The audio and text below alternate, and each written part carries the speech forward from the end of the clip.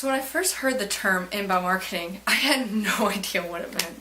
But once I started to watch the HubSpot videos, I quickly learned what the term meant.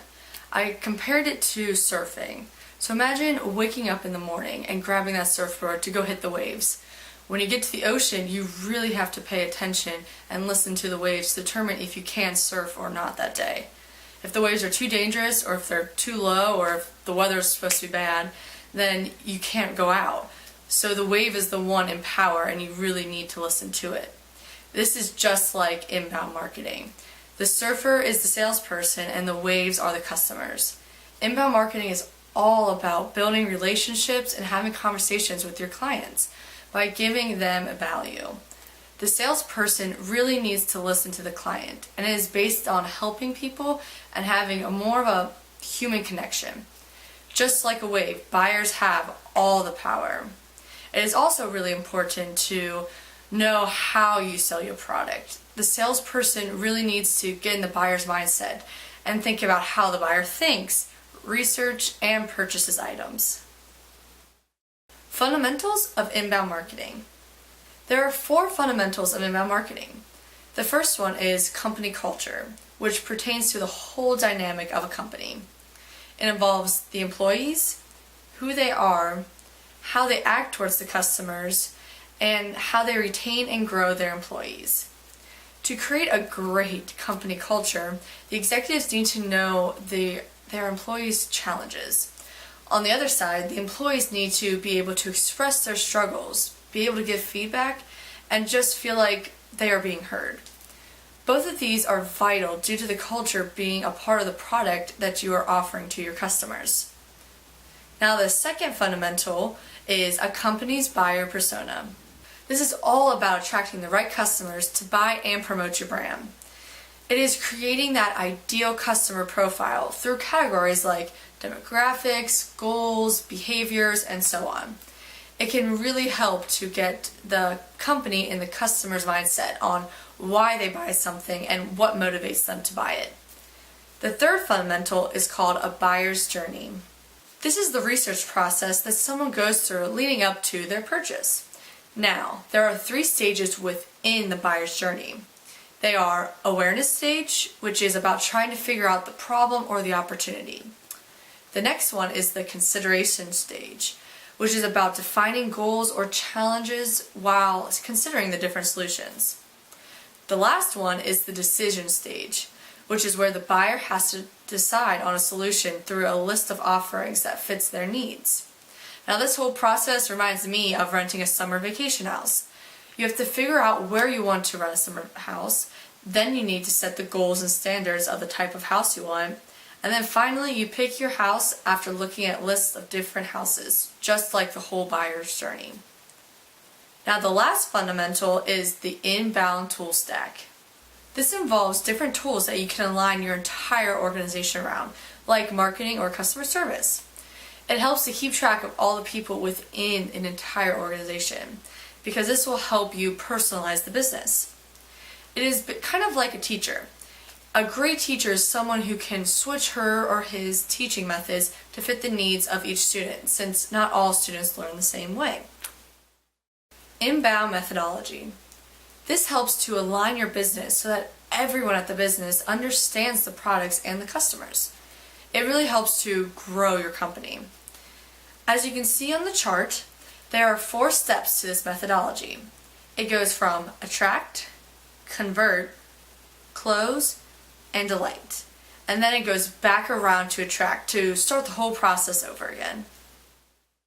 Attract, the first step, is about changing strangers into visitors.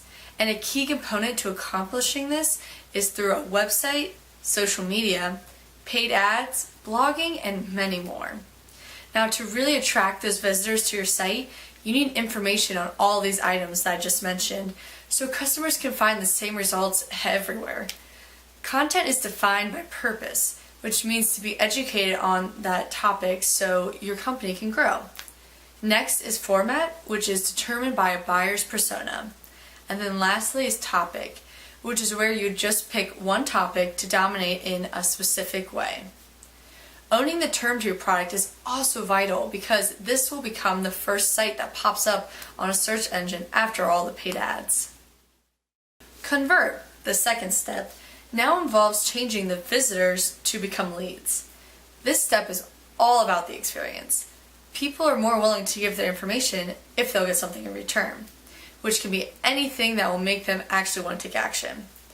You need to diversify the ways that people can choose to interact with a company, such as forums, live chats, Facebook Messenger, and other methods. This step also involves conducting research on a company's website to find problems or solutions on how the website is doing.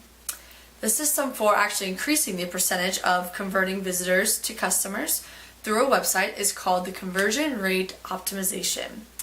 Now, some strategies for looking at the CRO is A/B testing, which is creating two versions of your website and putting them against each other to see which one does better.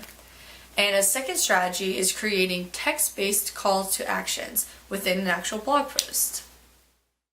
Close, the third step, includes changing the leads into customers. Now, to do this, the salesperson needs to start the relationship and be like an advisor to their leads. To be able to truly connect and build those relationships with customers, the sales rep has three strategies. One is to see where they are in the buyer's journey.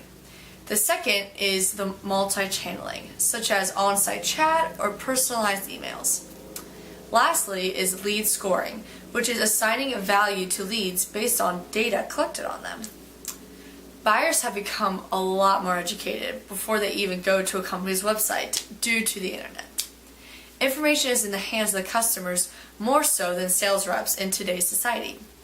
The sales rep needs to understand and map out a solution for the customer's problems now.